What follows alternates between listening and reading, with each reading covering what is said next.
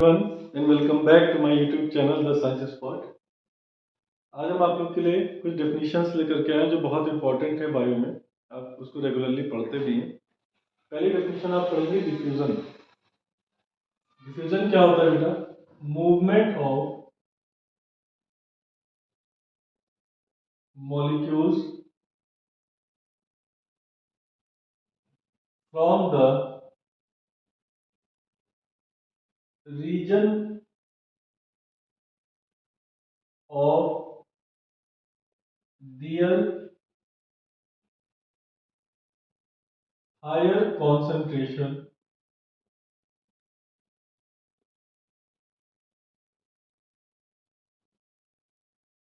To the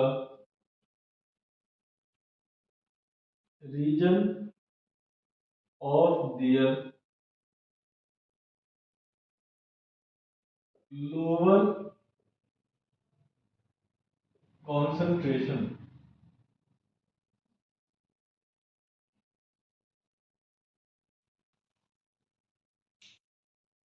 जब किसी substance के मॉलिक्यूल्स अपनी ज्यादा मात्रा से कम मात्रा की तरफ जाते हैं, फॉर एग्जांपल हमने परफ्यूम लगाया बेटा, अगर आप लोग नहीं लगाए हुए हैं, आप क्लास में बैठे हैं जिसमें हम पढ़ा रहे हैं, तो आप परफ्यूम लगाएंगे तो पूरी क्लास में फैल जाएगा। आप लोग नहाते वहाते नहीं है, हम नहा करके आए, हमने परफ्यूम लगाया तो पूरे क्लास में स्मेल फैल जाएगी। अब मेरे पास परफ्यूम की कॉन्सेंट्रेशन ज़्यादा है, मात्रा ज़्यादा है, और आपके पास परफ्यूम की कॉन्सेंट्रेशन कम है, मात्रा कम है, तो परफ्यूम मूव करेगा हाई कॉन्सेंट्रेशन से लो कॉन्सेंट्रेशन में, तो हमसे आप तक परफ्यूम पहुंच जाएगा। समझ में आ रहा है क्या? ये होता है डिफ्यूजन। डिफ्यूजन किसी का भी हो सकता है, सॉलिड हो, लिक्विड हो, गैस हो। फॉर एग्जांपल मान लीजिए आपने एक बीकर लिया, बीकर मान लीजिए कोई कंटेनर ले लिया आपने, उसमें पानी भर दिया और फिर उसमें चौक डाल दी, तो चौक क्या होगा बेटा? पूरी पानी में फैल जाएगा। तो चौक का यहाँ पे क्या हो गया? डिफ्यूजन हो गया। समझ में आ रहा है? ऐसे ही मान लीजिए आपने गैस का एग्जांपल ले, परफ्यूम लगाया तो पूरे रूम में फैल गया। पानी आपने फेंका, मान लीजिए पानी आपने यहाँ पे फेंका, तो आगे पानी कम होगा नहीं होगा, और पीछे पानी ज्यादा होगा तो पानी पीछे से आगे आ जाएगा। तो जो मूवमेंट है मॉलिक्यूल्स का from higher concentration to lower concentration, उसको क्या बोलते हैं? डिफ्यूजन।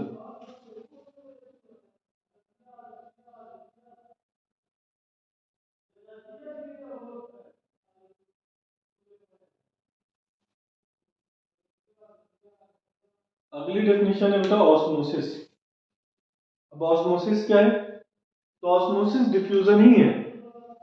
ऑस्मोसिस क्या है बेटा? डिफ्यूजन ही है। लेकिन ऑस्मोसिस किसका डिफ्यूजन है? Diffusion of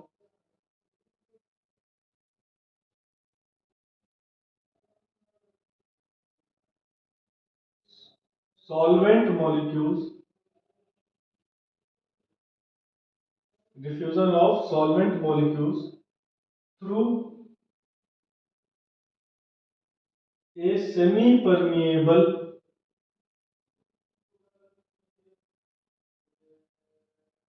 membrane. अब ऑस्मोसिस कुछ और नहीं बेटा, डिफ्यूजन है, मतलब मूवमेंट है मॉलिक्यूल्स का from higher concentration to lower concentration.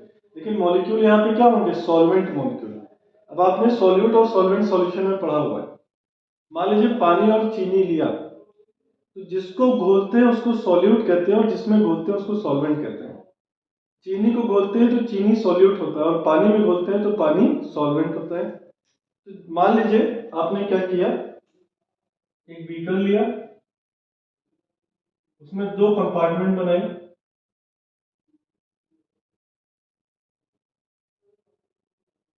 एक कंपार्टमेंट में आपने सिर्फ पानी भरा,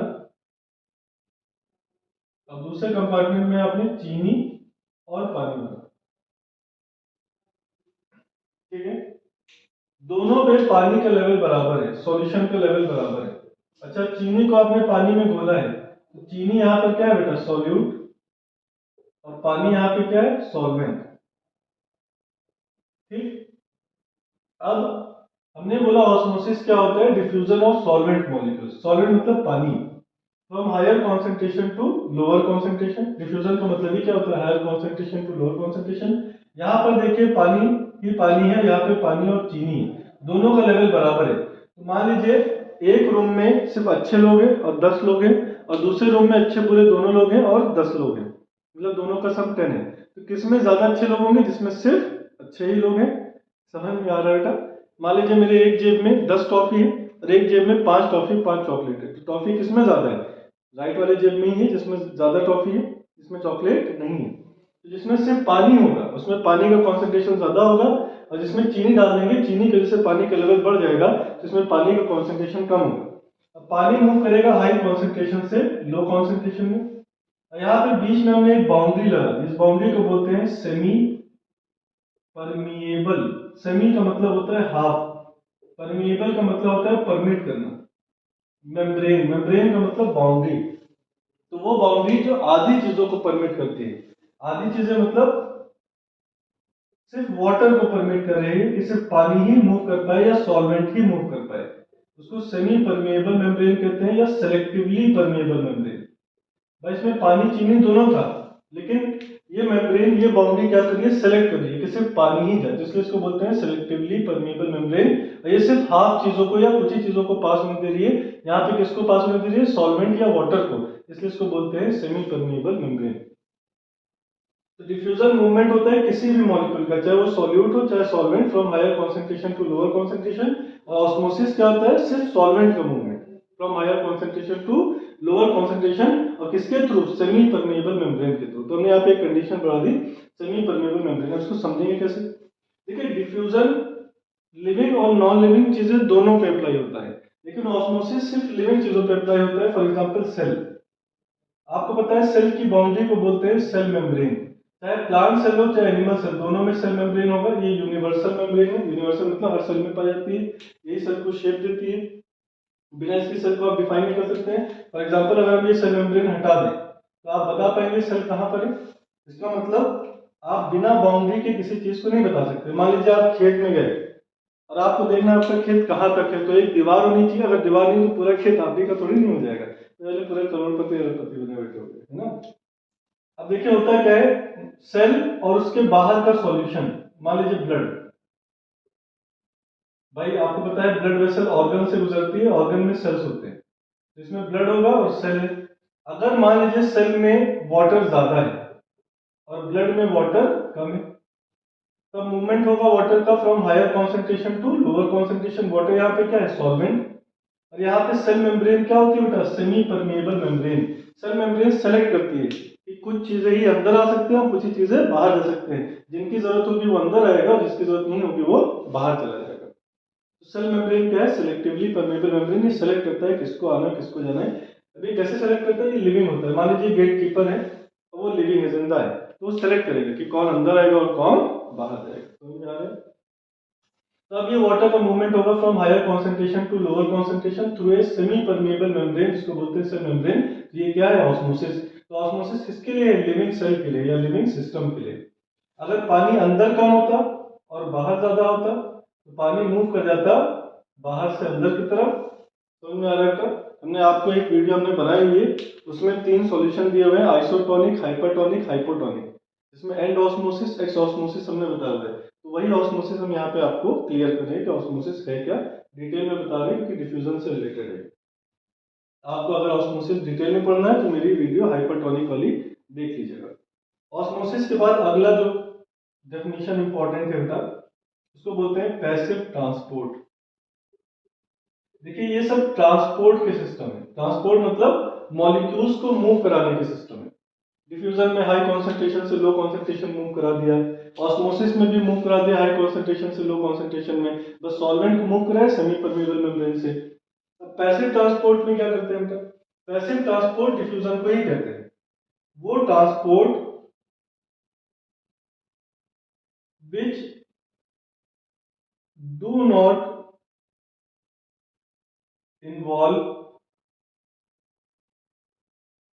utilisation of utilization of energy is called passive transport. तो वो ट्रांसपोर्ट जिसमें एनर्जी की जरूरत नहीं पड़ती है। भाई मान लीजिए आप छत से नीचे कूद रहे हैं, तो आप खाली पैर आगे करिए, खुद ब खुद गिर जाएंगे, इसमें कोई एनर्जी आपकी खर्च नहीं हो रही। लेकिन आप नीचे से ऊपर जा रहे हैं, मतलब जमीन से छत के ऊपर जा रहे हैं, तो आपको कूदना पड़ेगा। जैसे ही पानी है बेटा, ड्रम है, मान लीजिए किसी बाल्टी में पानी है, उसको आप खाली ऐसे लेटाल दिए, पानी ऊपर से छत से नीचे आ जाएगा। लेकिन अगर आप नीचे से ऊपर पानी फेंकेंगे तो आपको एनर्जी देनी पड़ेगी। जब कोई भी चीज हाई कॉन्सेंट्रेशन से लो कॉन्सेंट्रेशन में आती है तो वहां पे एनर्जी की जरूरत नहीं पड़ती है, उसको बोलते हैं पैसिव ट्रांसपोर्ट। लेकिन अगर कोई चीज लो कॉन्सेंट्रेशन से हाई कॉन्सेंट्रेशन में जा रहा है, अगर कोई चीज लो कॉन्सेंट्रेशन से हाई कॉन्सेंट्रेशन में जा रहा है, तो उसको बोलते हैं एक्टिव ट्रांसपोर्ट। जैसे ये सेल थे बेटा, अब सेल में अंदर पानी कम था, बाहर पानी ज्यादा था, सेल के अंदर पानी चला गया खुद ब खुद हाई कॉन्सेंट्रेशन से लो कॉन्सेंट्रेशन में, तो यहाँ पे कोई काम करना नहीं पड़ा, तो यहाँ पे एनर्जी इन्वॉल्व नहीं होती, ये पैसिव ट्रांसपोर्ट था। लेकिन अगर सेल के अंदर पानी कम था और बाहर पानी ज्यादा था, और हम चाहते हैं कि अंदर से पानी बाहर निकालना, मतलब लो कॉन्सेंट्रेशन से हाई कॉन्सेंट्रेशन में, तो हमें पुश करना पड़ेगा कि पानी बाहर आ जाए। उसके लिए हमें वर्क करना पड़ेगा। वो वर्क कहाँ से आएगा? एनर्जी से। Energy is the capacity to do work. तो एक्टिव ट्रांसपोर्ट क्या होता है? वो transport which involve utilization of energy. Transport क्या बेटा? ट्रांसपोर्ट विच इन्वॉल्व, बोलिए, इन्वॉल्व यूटिलाइजेशन ऑफ एनर्जी। क्या बेटा? Utilization of energy. एनर्जी किस फॉर्म में यूज होगी? एनर्जी हमारी बॉडी में किस फॉर्म में होता है? In the form of ATP. क्या बोलते हैं बेटा? Adenosine try phosphate. एटीपी का दूसरा नाम क्या था? Energy currency of cell, energy का मुद्रा। जैसे पैसा खर्च करिए, मुद्रा खर्च करिए तो सामान मिलता है, ऐसे एटीपी खर्च करिए तो एनर्जी मिलती है।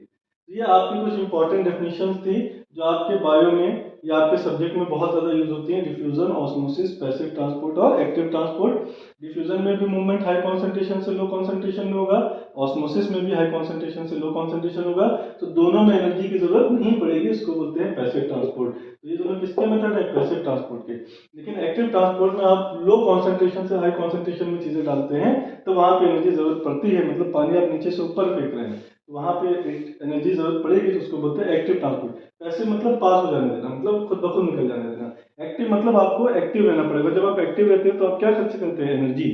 भाई कोई काम आप मान लीजिए आप स्कूल में पढ़ने गए, अब आप टीचर पढ़ा रहे हैं, आप चुपचाप बैठे हैं, सुन नहीं रहे हैं, रिस्पॉन्स नहीं दे रहे, तो आपको कोई एनर्जी नहीं चाहिए, तो वो क्या है? Passive transport. लेकिन अगर टीचर आपसे क्वेश्चन पूछने लगे तो आपको सोचना पड़ेगा, उसका आंसर ढूंढना पड़ेगा, तो आपकी एनर्जी खर्च होगी, उसको बोलते हैं एक्टिव ट्रांसपोर्ट।